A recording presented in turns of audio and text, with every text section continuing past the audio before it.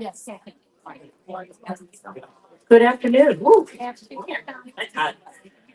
Good afternoon. I am so glad that you are with us here at Intersections today. I'm Connie Ryan. I'm the Executive Director of Interfaith Alliance of Iowa, and we are so glad to be back here after our summer hiatus, but also back here in the Fellowship Hall.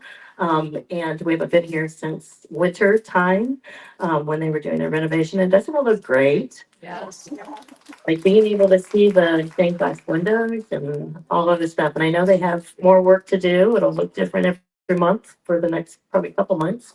But we are just delighted to be back here and thankful for this church, St. Paul's. They have been such wonderful hosts over the last few years, and we're grateful for their partnership in putting intersections on for anyone who wants to attend. So thank you to St. Paul's and their staff and their volunteers who have always been so hospitable and helpful. So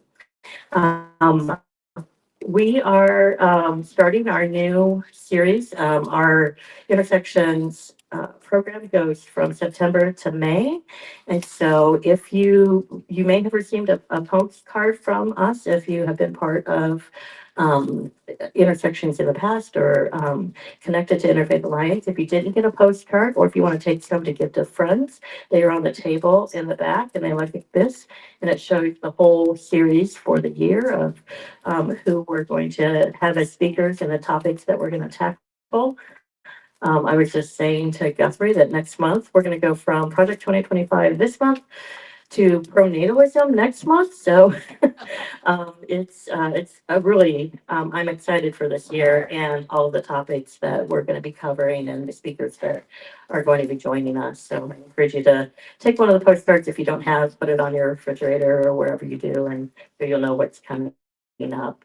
We do encourage people to make reservations so then we know how many people are going to be in the room and how many chairs we need and all of that. And as you can see, you can order lunch if that's something that you want to do. So we are going to be talking about Project 2025 and what's been happening over the last several months with that and kind of where we are, particularly from a Christian nationalism perspective and what's happening in DC and across the country. So it should be a really great conversation. For those of you who are new, our process is our speaker will talk for about 25 30 minutes, and then we do Q&A, and I'll bring the microphone around to folks as they raise their hands, so you'll have the opportunity to ask questions. So I am excited to introduce Guthrie Graves-Fitzsimmons to you. He serves as the Vice President of Programs and Strategy at our national office, Interfaith Alliance, where he directs the organization's integrated advocacy campaigns and movement building. He is also an MSNBC columnist, a senior fellow at the Center for American Progress, and he has a book, Just Faith, Reclaiming Progressive Christianity, that came out in 2020. Guthrie's expertise on religion and politics has been featured in local, national, and international media. You might see him or read his thoughts at the New York Times, the Washington Post, CNN, Associated Press, NBC News, Fox News, Sojourners, and many more. His public speaking experience includes the Aspen Institute's Powering Pluralism Summit, Summit for Religious Freedom, the Riverside Church, National Institute for Civil Discourse, Union Theological Seminary, and more. And if that's not enough, prior to joining Interfaith Alliance in August 2024, Guthrie worked at the Baptist Joint Committee for Religious Liberty and helped lead its Christians Against Christian Nationalism campaign. Guthrie earned his undergraduate degree from American University in Washington, D.C., and his Master of Divinity degree from Union Theological Seminary in New York City, and is now pursuing a Doctor of Ministry in Prophetic Leadership degree from Iliff School of Theology in Denver, Colorado. And if I might just say on a personal note, he's just one of the best human beings that could be. And so he's delightful and smart and funny and all of the things. So we want to welcome Guthrie.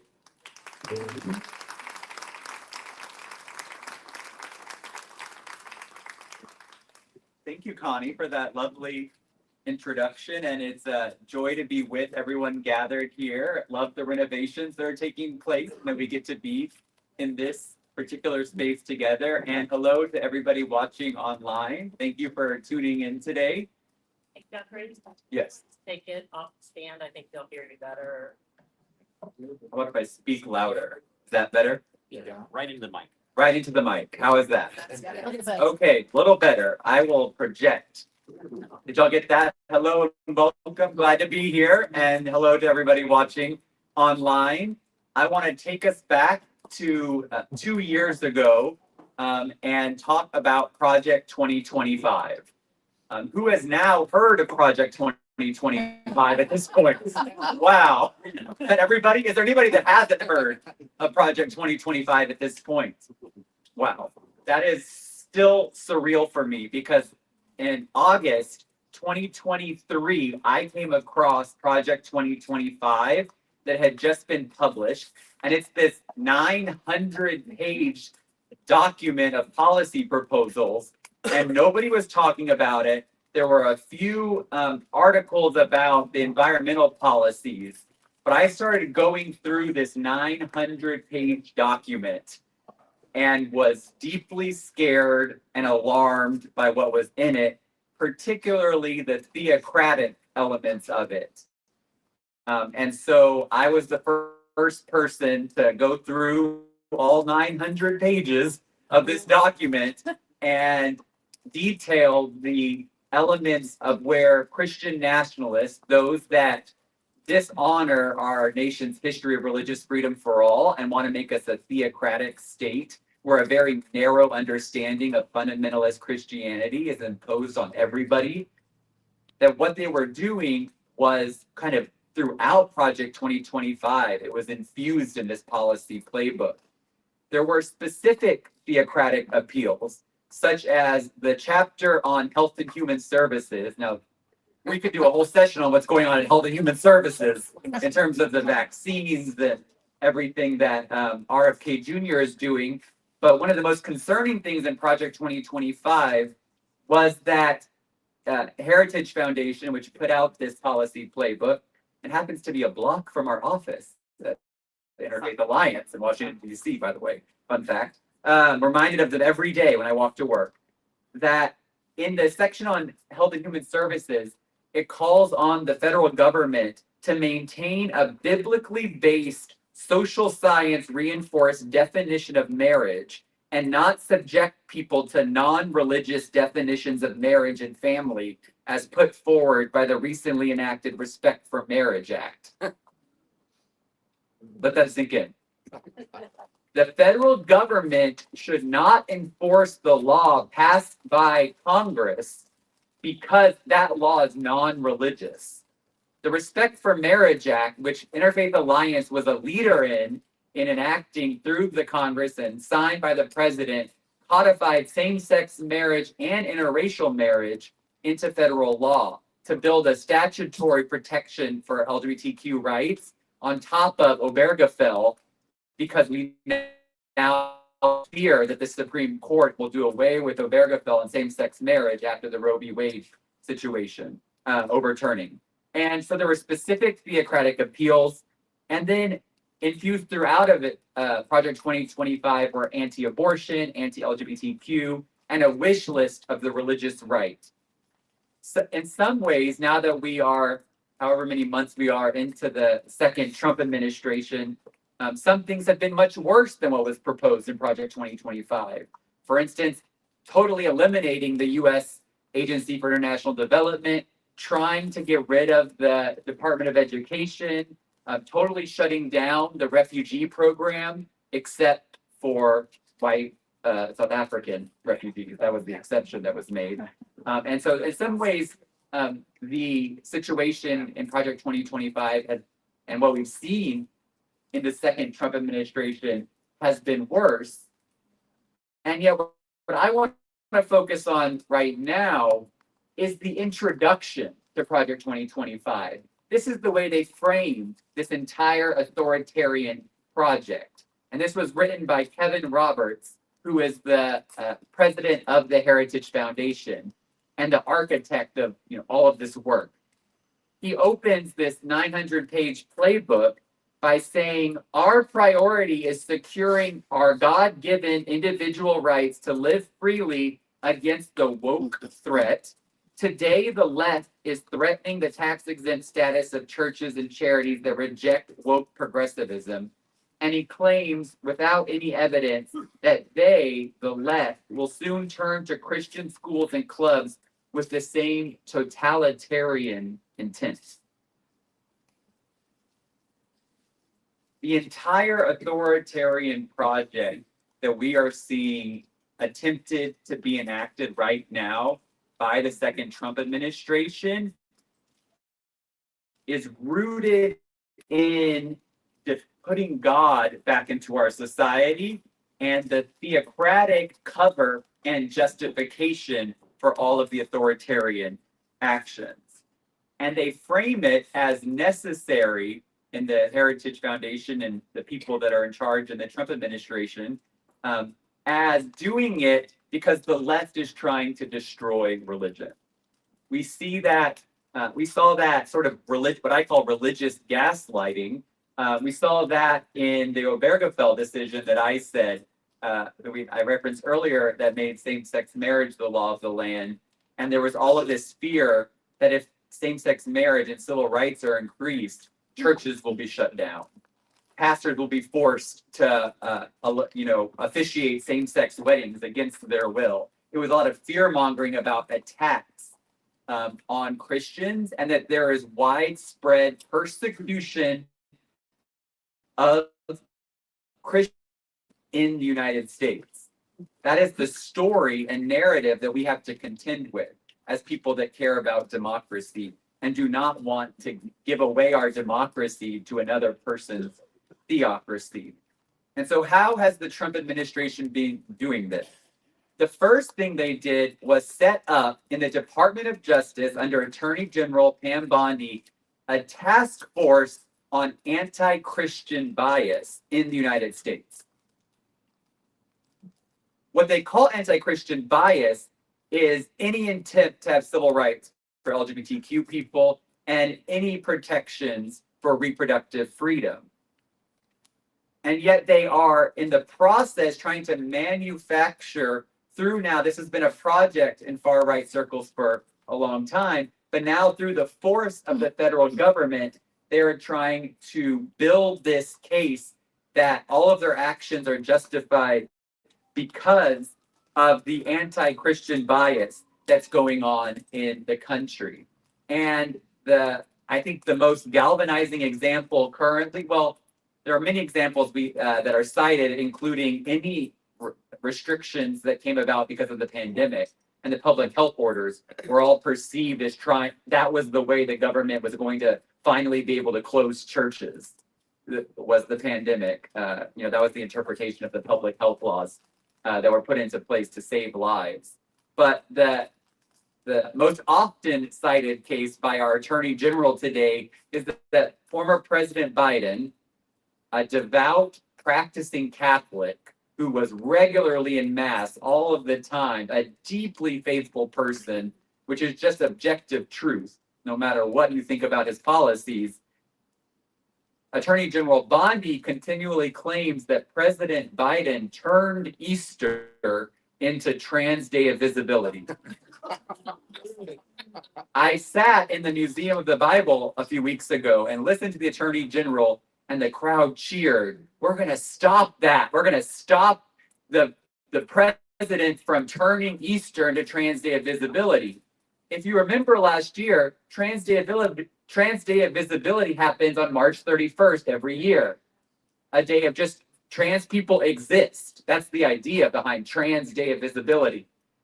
And Easter happened to fall on March 31st last year. And so the president acknowledged Easter and that trans people exist, and that was manufactured by this right-wing media infrastructure into they're trying to destroy Christianity in the United States. That occasion I had to see our Attorney General at the Museum of the Bible, which is funded by fundamentalist Christians, was the first hearing of the President Trump's new Religious Liberty Commission. So that's the second element of how they're manufacturing this. The Religious Liberty Commission, which will again meet on Monday, again at the Museum of the Bible, a presidential commission meeting in a private space for fundamentalist Christians, was established and chaired by Lieutenant Governor Dan Patrick of Texas, who is on a tear in Texas pushing Christian nationalism in the public schools, trying to put up the Ten Commandments posters in every public school in Texas, which has just been blocked by the Fifth Circuit of Appeals, the most conservative circuit of appeals in the country, by the way, trying to replace school guidance counselors with untrained, unlicensed chaplains who have made it their mission to evangelize and proselytize in the public schools, because that's where we can reach children because they're forced to be there. That's all on the record. To create a prayer time during the school. Of course, children are free to pray in school, but the prayer time is about government-sponsored and government-led prayers. And so this is the person the president has picked to lead his presidential commission on religious liberty. Dr. Ben Carson is the vice chair. Dr. Phil is on the commission. Unclear what Dr. Phil's qualifications are to serve on a presidential commission on religious liberty. Everyone is a Christian except for one Orthodox rabbi. And I sat there in the Museum of the Bible and watched them talk about how Christians were under threat in this country, and that President Trump was going to stand up to them. I just want to put in a caveat here that these appeals to the majority's faith and stoking that the majority is being persecuted as a reason to attack the minority is not unique to the United States. And we see other forms of religious nationalism all around the world. Hindu nationalism, Buddhist nationalism, different forms of Christian nationalism in other countries. And we are seeing a global backsliding of democracy all around the world, in Europe, in the Americas, all around the world. People that measure how much of a democracy we are, the United States is not alone in falling down the scale. And we're also seeing a very different approach in Trump 2 than we saw in Trump 1. In Trump, I think what a few things that have changed are there has been more and more of a Messiah complex built around the president. And two things that really have done that are, first, the attempted assassination of the president in Butler, Pennsylvania, that there's a really building belief that he was saved in Butler by God for the purpose of delivering America from the left. And then there is also that he, like Jesus, his political career has been resurrected after the impeachments and the sort of disgrace that he left the White House. And so while there was a lot of prosperity gospel and religion in Trump 1, we're seeing more evidence that, well, there's no question about the president's kind of personal piety and practice of the Christian faith, but that's not the point. And people, like to focus on that and talk about his personal life, and it's hard to see the teachings of Jesus and how he conducts himself. That's not the point, everybody. The point is that he is being used by God. An irreligious person is being used by God to destroy all of the systems that have prevented fundamentalist Christians from ruling the country. So as much as we focus on the president as a person, we really need to see the movement, as understood by Project 2025, is using him to bring about this radical change and theocracy in the United States. Another element of Project 2025 that has come true is the what they call robust protections for religious employees of the federal government. There was a memo that just came out from the Office of Presidential Management saying federal workers are now free to proselytize on the job. But be careful. it's not just wrong that people are using their time as federal employees, taxpayer funding to proselytize. It's that it's being selectively applied. So there's been this saga happening at the State Department. So the president put out this order when he first came into office, saying no more DEI. We've all heard about that, right? The attacks on DEI. And so there's an affinity group for Christians at the State Department that had to stop meeting. And they said, you know, this is a diversity initiative, that you have a Christian affinity group, and all the affinity groups, no matter what they are, need to stop meeting.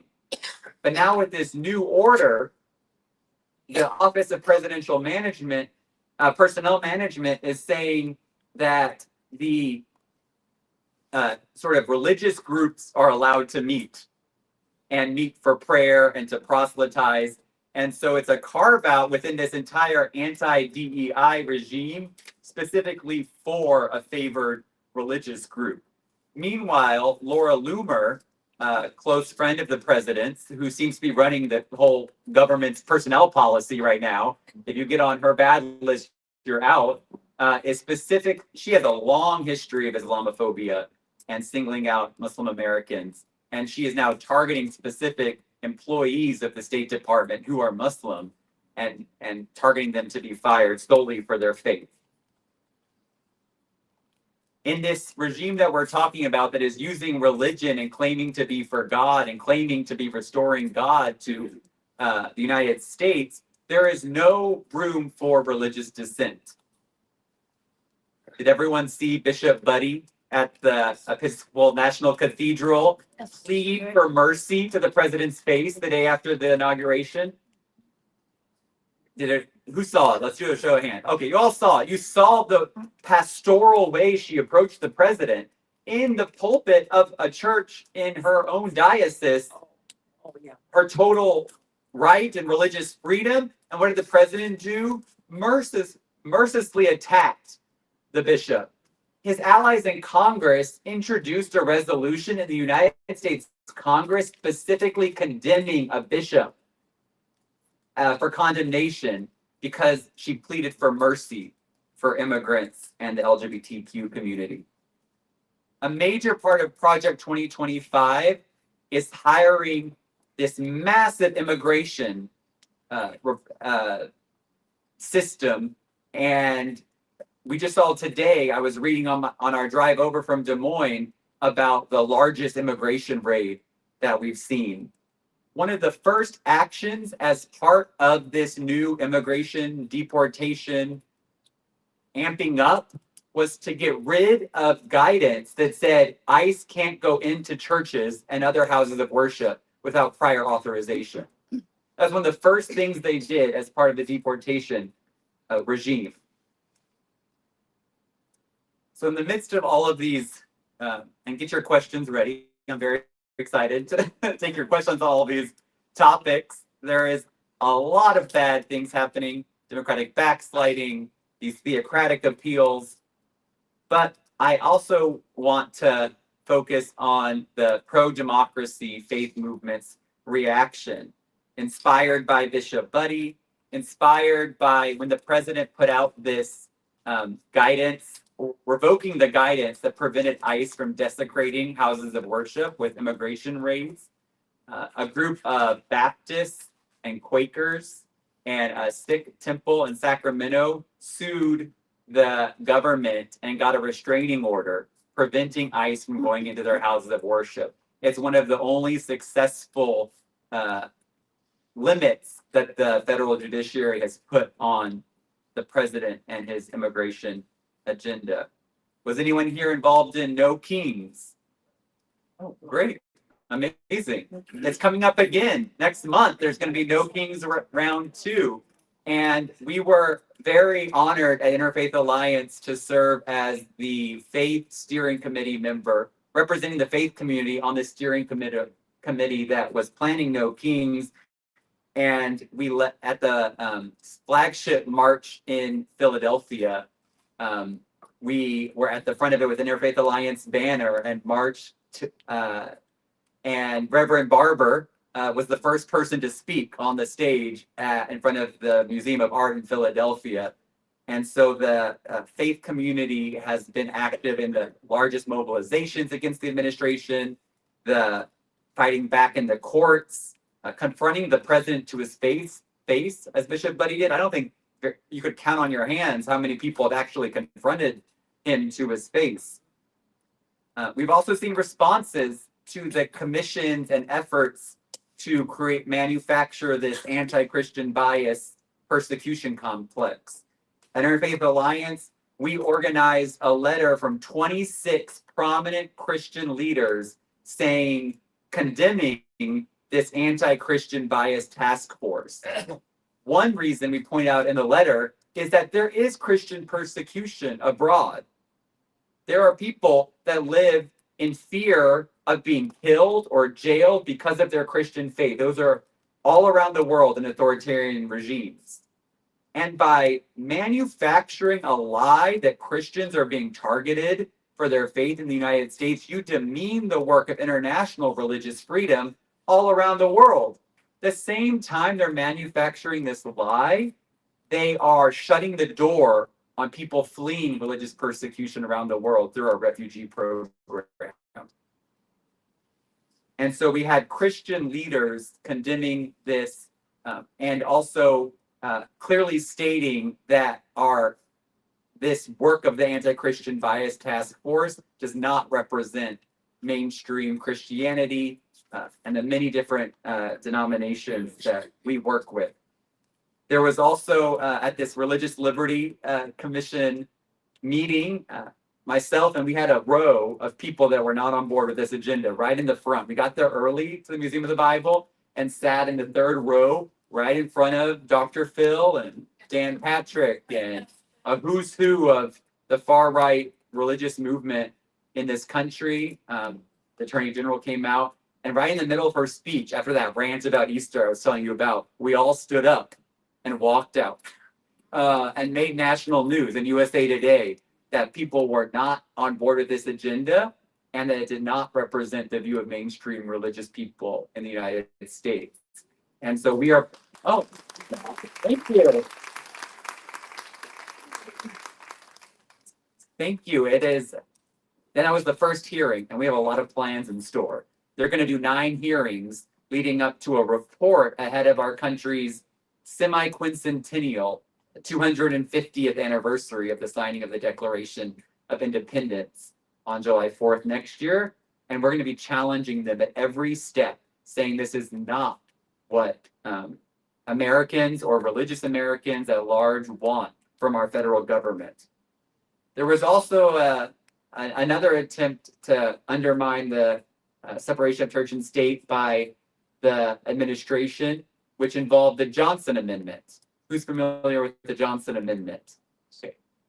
Connie, yes, Connie is. So the Johnson Amendment was added by then Senator Lyndon Baines Johnson to the tax code in 1954, and it prohibits 501c3 nonprofit tax-exempt organizations from endorsing partisan political candidates from the pulpit. Right? There's a lot of that you're all engaged in. There's a lot of advocacy and talking about issues. What has been prohibited under the law is funneling money through churches and then having them act as partisan political committees and having the pastor tell everyone from the pulpit who to vote for, and then marshaling all of the resources of the church to support partisan politics. And this is a very popular part of our tax code, and it's very unpopular in Christian nationalist circles. And what the Trump administration did is unilaterally said this part of the tax code does not apply to churches, and that churches are free to now endorse partisan political candidates from the pulpit and funnel unlimited amounts of tax deductible donations through these mega churches that will then be broadcasting ads and on TV all the time endorsing specific candidates. But we didn't let that go uncontested either. We put out a letter from more than 2,000 nonprofits and many houses of worship around the country saying that nonprofit, nonpartisanship, and keeping our houses of worship free from partisan politics, while they're allowed to do all kinds of advocacy, is what religious Americans actually want. Okay, we are at 25 minutes. And so I'm going to leave you with 3 things that we can do together going forward. The first is to not give up hope. I love the claps. Do not give up hope. I was asked to come here and to your beautiful state and talk about a very depressing topic. And yet, I am everywhere I go around the country, heading to Cleveland next week, Boise, Dallas, and we are seeing incredible growth in people that want all around the country that want to get involved in Interfaith Alliance. We are seeing so much record activism. There are more people during the second Trump administration involved in protesting authoritarianism than there were in the first. People are not giving up, and we need to maintain a hope. People say, well, there'll be elections next year. There will be elections next year if we believe in American democracy and show up and demand our place to vote.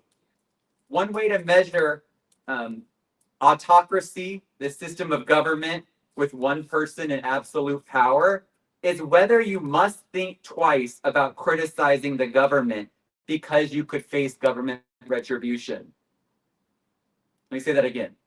One key measure of whether or not we live in an autocracy, a government where one person, Donald Trump, has absolute power, is whether we, the people, must think twice about criticizing the government because we could face government retribution. That is on the populace. That is on all of us as citizens to not give into the fear, to not back down, to not concede and comply in advance with what the administration is doing. That when we give into that fear and people are saying they can't criticize the government, then that is when we are, no matter what the administration does, when the people give up is when we have reached autocracy. And finally, we must argue for a robust expression of faith in the public square, that nobody is trying to limit anyone else's religious freedom. The lie of Project 2025 is that there is any attempt to deny other people's faith, to limit the free worship, free practice of people's faith, people having a very active role in public life, that we model through a diverse multi-faith effort, that there is that positive expression of faith is the most important thing, so that people don't give into this narrative that anyone is trying to get rid of religion. Religious freedom, our nation's cherished history that is guaranteed by the separation of church and state, is the reason we have so much religious flourishing in our country. It is the freedom to not have the government control. You know, the fastest way to get people not to want to go to church is to have the government tell them, you have to go to church. And so this response has been, let's put up the 10 Commandments and make our public schools into churches instead. Religious freedom is what has empowered religious flourishing. And we are better empowered to share our faith with others when we do not have government favoritism. We have to tell a better story. Authoritarian movements run on this mythology of persecution, purity, and a strong man savior. Our counter myth is pluralism, no fear of the other, no state religion, no kings. If you need a one-sentence creed for the next 2 years, we will not trade our democracy for someone else's theocracy. Thank you.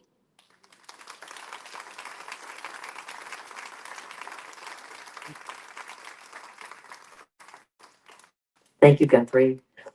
Who has a question? And I'll bring the microphone to you.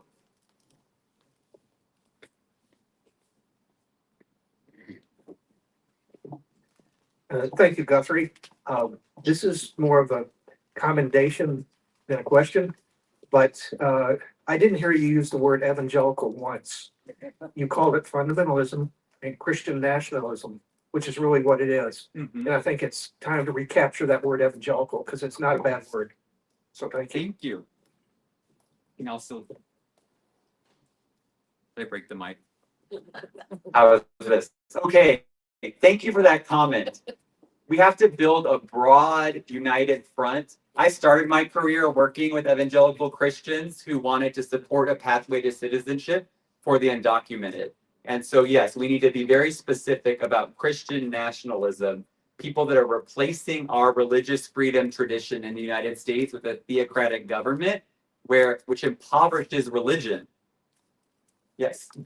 So thinking back to the 80s, during the AIDS crisis, when there was a wonderful group, in my opinion, called ACT UP, and they staged some amazing protests that included staging a die-in at St. Patrick's Cathedral in New York.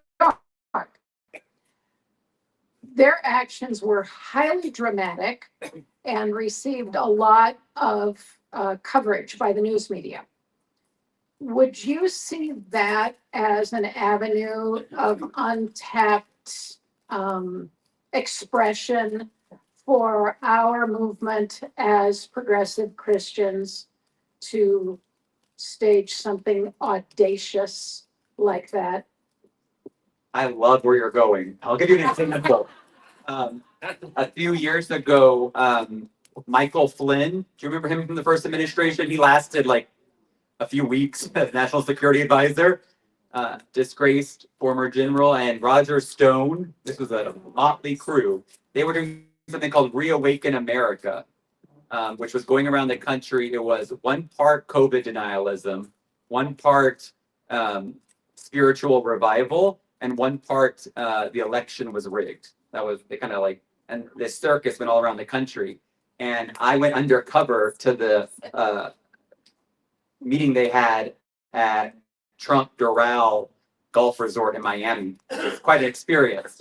But what we also did was Did you have a cake or? I did not have a cape. But what I did have is a giant boat billboard. So we had, because we were in Miami, you know, very beach culture. So we had a giant billboard that sailed all around Miami the same day that said Christians against Christian nationalism, and made it very clear that, and this was when I was working at Christians Against Christian Nationalism, that what was going on there at Trump Doral, it was the strangest experience. People were being baptized in a kiddie pool on the patio of the Trump resort. No liturgy. There was nothing said. I've never seen a baptism where nothing is said. It was just like a conveyor belt of people being dumped and then keeping going. And so, but we had a counter message. And so I would say, yes, plan your own protest, but also show up at broader protests with the faith message. I just led the first religion workshop at Indivisible, their national leaders meeting. And it's not always the first thing people want to do. And I acknowledge like maybe evoking your faith can come off as like, what about other people's faith or the people that are not religious? But I took a sign to No Kings that said No Kings but Christ. That was very popular. And I saw a lot of clergy and lay people with signs. So I'm asking you to, when you go to a broader kind of movement space, to explicitly bring your faith into the discussion as a way of countering Christian nationalism. I'm going to the other side of the room.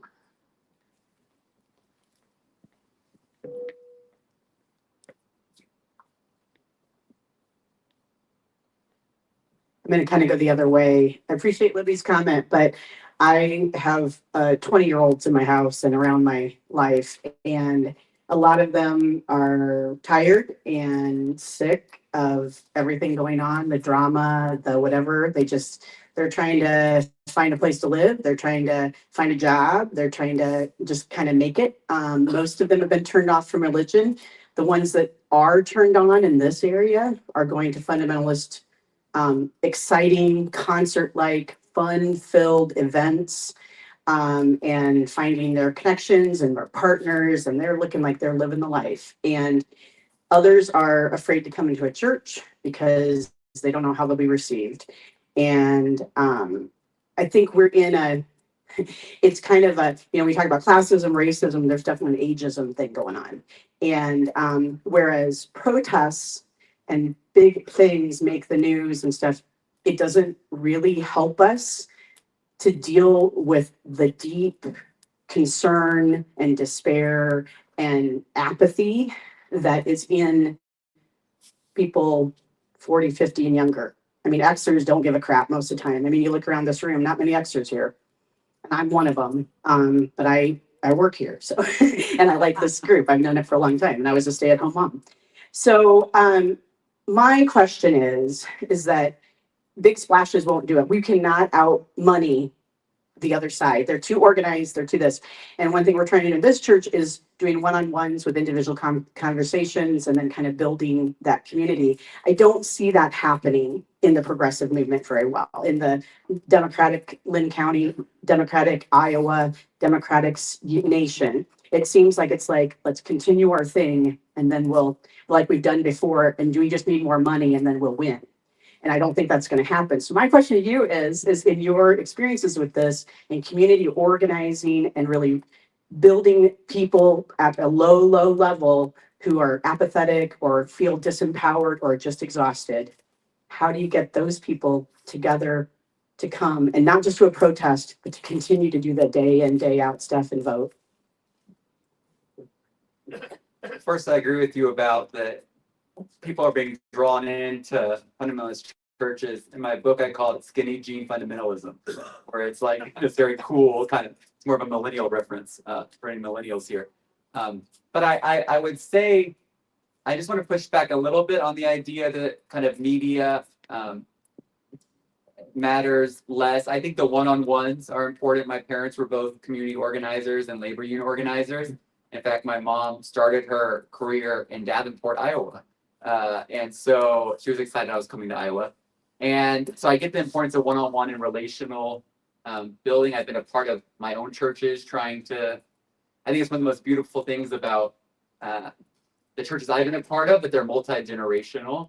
And so I think that they're, and in seminary took a class on evangelism and how to like authentically invite people into Christian belonging and identity.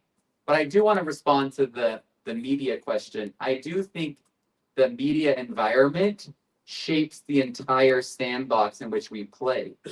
When I tell people I go to church, they're confused. When I tell them my husband is a Presbyterian pastor, they're even more confused.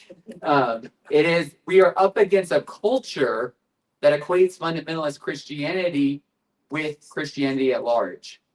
And so we do have to change the culture. And I think that will make the one-on-one interactions much more conducive when I would tell people, I'm going, when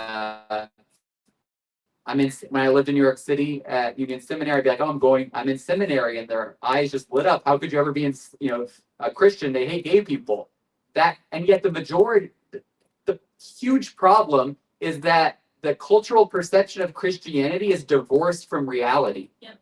The vast majority of Christians in this country support LGBTQ non-discrimination laws. The vast majority of Christians in this country support the separation of church and state, do not want to ban abortion. I could go down the list, support immigrants' rights.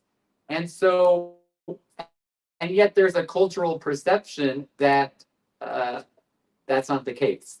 And so we have to change the entire culture in which we are making those one-on-one interactions and doing it in an authentic way. Has anyone heard of James Tallarico? Yeah. Oh, I got some yeses. James Tallarico is a 36-year-old member of the Texas legislature who talks about his faith authentically and has gone viral on TikTok a lot. And so we have to also have authentic messengers who are reaching people where they are, like TikTok and other platforms, to be able to change that narrative and then have all of the personal interactions. Yes. I want to follow up on that. We have to hold for the mic. Sorry. So we're over here and then we'll come back over. We have a question from online. Go online. What about economic boycotts? What about disrupting commerce, etc.? Demonstrations in airport common areas? Well, first, I want to say another example of prophetic faith-based response to our current political moment is boycotts that are happening of Target. that have been led by a lot of Black church leaders targeting their rollback of DEI initiatives. And so, yes, non-cooperation extends to not just the actions of the administration, but its enablers. Has anyone heard of Avelo, sorry, said the wrong airline. Avelo Airlines. Yeah. They're an airline that is doing a lot of the deportation flights. And so people have been targeting them. You've seen, this is even worse than was in Project 2025, is the targeting of specific universities, of specific media companies, law firms, core institutions of civic society have been targeted. And so we have an obligation to not comply and not cooperate with the enablers of authoritarianism. The authoritarian is propped up by different pillars. The military, the faith community is a really important pillar in that overall propping up of authoritarianism. And thankfully, we're seeing a lot of courage from faith leaders, but we also need to see all the different people that are playing a role in keeping this regime going. Oh, yeah, no problem. I'm sorry, I want to go back to the previous question. I think I'm what they call a geriatric millennial, I guess. Yeah, it's a real thing. And All millennials welcome. Yeah, all millennials welcome. I'm that weird gap between 80 and 83 that nobody knows what to do with. And I work in leadership at a very progressive church in Iowa City. I'm very blessed to be there. When I get to preach, I get to say things I wouldn't get to say, I have not been able to say in other pulpits. I think that my generation, late Xers, millennials, even further down the line, have been disenfranchised by the church. These are the nuns or those who say they're spiritual but not religious. I think that the impression that they've gotten from the church stems from George W. Right? He was the poster child for Christianity, but we turn around and we bomb the heck out of countries for no good reason, made up reasons, which we're still doing. And I think that's the perception of religion that they've got, that if this is what Christ is, then I don't want any part of that. Yet they still believe in God. So my question to you then becomes, pastors are still figuring this out. In my growing up, sorry, Dad, my dad's a retired pastor. It was always, be careful, walk the line very carefully, don't be too political, whatever. And I think that further disenfranchised people my age and younger and a little bit older. Now, I almost feel like we need to reverse course. So as congregation members, how would you encourage congregation members to encourage their pastors to go there, right? To say the thing that needs to be said. I read an article recently on Substack that said, it's kind of like what Gavin Newsom is doing. We've got to match fire with fire almost. So how would you encourage congregation members to encourage their pastors in that way? The first is to differentiate between partisan political endorsements and prophetic critique of any political leader. I think what happens when you do partisan political endorsements is you surrender some of your prophetic independence. And so the church must maintain that independence to critique any leader of any party. I've talked a lot about the president. You bring up war, and we could talk about this new effort to turn the Defense Department into the War Department. Pete Hegseth is one of the worst Christian nationalists in the administration. He's talked about America reviving the Crusades and seeing us being in a civilizational conflict with Islam, which is a very dangerous idea. So we can talk about that. I really loved you bringing up this is what got me into this whole line of work. Faith in politics is being a Methodist in Texas and having George W. Bush as the president saying God told him to do this great evil. At the same time, he didn't say the evil part, but at the same time, the Methodist bishops, though, were critiquing what the president was doing. And so I had an example of faith-based advocacy. For congregants, I would say encourage as much as possible prophetic critique in line with not being partisan, which is almost everything else. And people think just mentioning the president is running afoul of the law. I think people that say that are actually probably that they don't want to say it and they just say it's against the law as an excuse. So what I've done when pastors have, when I've been a congregant and pastors say a very prophetic sermon, is to thank them, to encourage them, and to also, courage is contagious. What we have to do is share great examples of pastors speaking up right now as other people can do that. Like these Texas legislators that I mentioned, James Talarico, they fled the state. And what that did is everyone around the country saw them and were inspired. And then Gavin Newsom said, well, we're going to do this. We don't want to do it, but we're going to do it to level the playing field. And so the more individuals have courage, the more that spreads to other people. And I think that it is also acknowledging the fear is important, not just like complaining about what people are not doing, but that there is everyone we're working with right now, the pro-democracy movement could easily be arrested, jailed, fined, their tax exempt status revoked. There is real fear right now. And so acknowledging the fear and then trying to positively give them examples of other people taking courage would be my advice. Yeah, I just wanted to let you know that what's going on here in Cedar Rapids has a lot to do with immigration. Mhm. We have an ICE office here, and there have been protests there on the first Tuesday of every month at 7:30 when the immigrants have to come in and check in with the ICE office. And that has been largely led by religious groups, Escucha Mi Voice, the Iowa Catholic Worker House, thank you. And people in this church, Jonathan Hefner, Karen Bringelson from People's Church, they've been showing up and leading these protests. And it's just a really great thing. And if you can make time to do it, you'll look around, you'll see a lot of people representing the religious community here. I was telling Connie on the drive here, I've been thinking about writing something. The president just said he wants to go to heaven. Did y'all see this a few days ago? And so we're clear about, as the leader of a nation, how Christ will judge the nations in Matthew 25, and articulating that it's how we treat the stranger, the immigrant, the vulnerable. Okay, I heard you say three things you believe with us. One I've heard very clearly, don't lose hope, but I lost track of number 2 and number 3. If you can just repeat those. I have my notes here.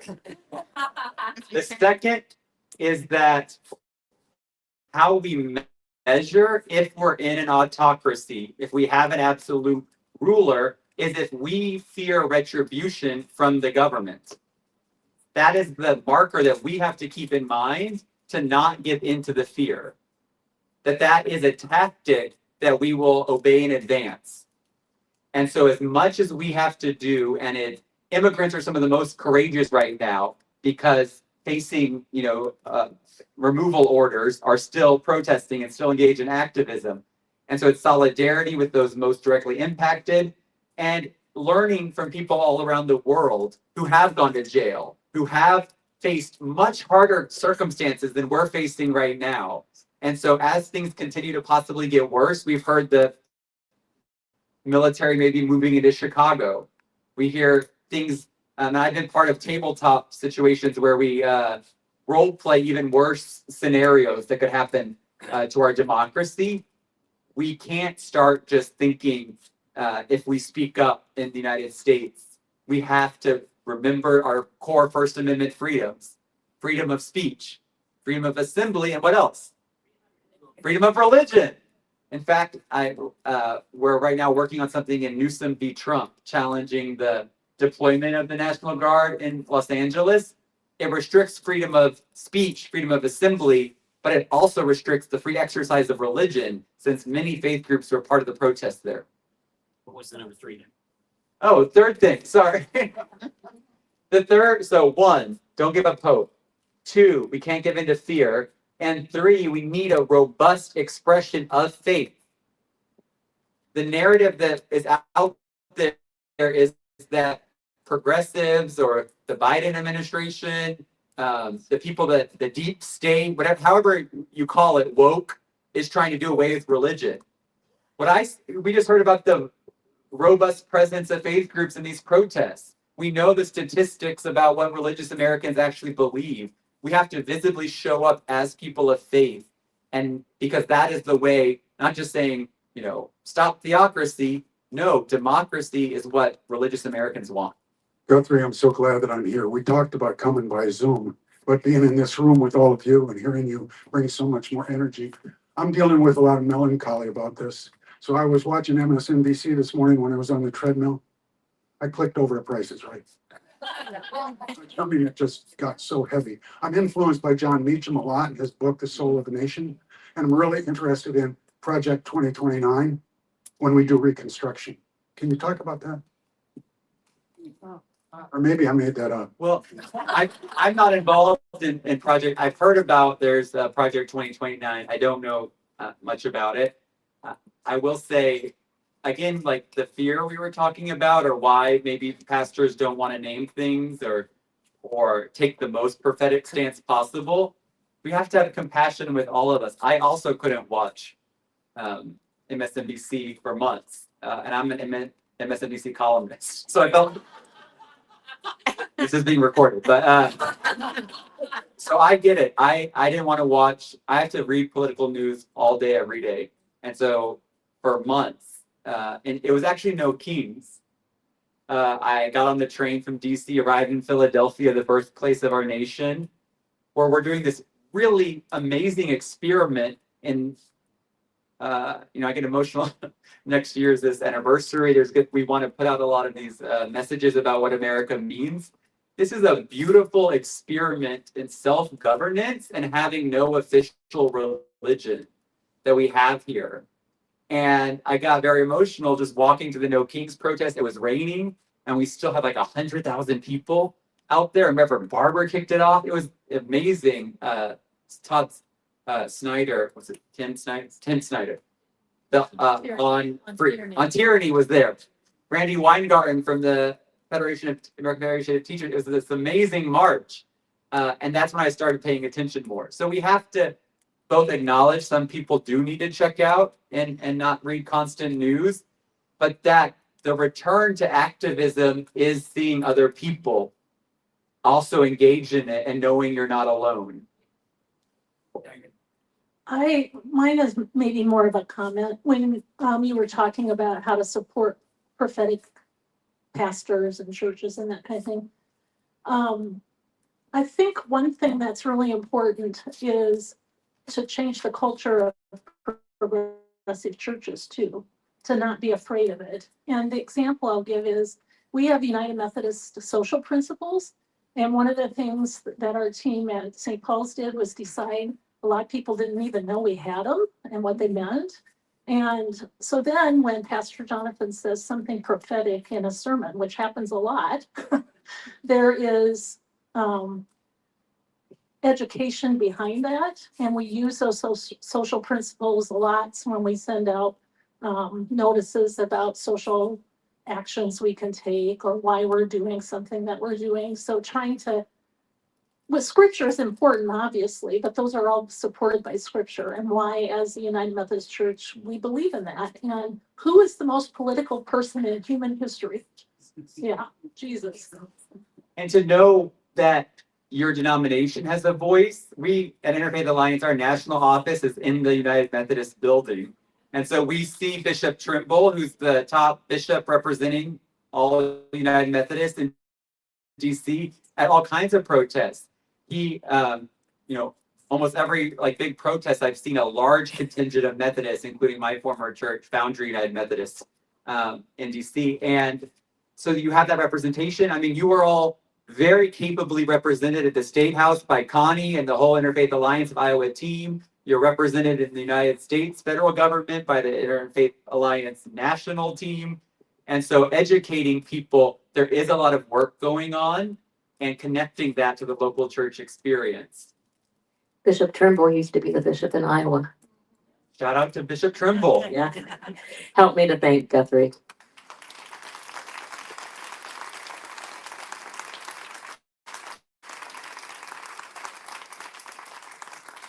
So grateful for you to be here. If you don't know, Guthrie's plane got delayed last night, multiple times, but he stuck with it. It got to Iowa. So we're grateful for you and for all your work, for being here. and to the whole Interfaith Alliance team in DC. So please take back with you our warm greetings and gratitude. So thank you all for being here. We hope that you will join us again. If you don't have one of the postcards, or if you want to give them to friends, there's some on the table back there. We also brought shirts with us. If you're interested in that, they have some cool sayings on them, I think. And the shirts are 25, and there's a little book that you can write your plan for challenging what's happening in our world today. And those are 7. But we really love having you here in person and online.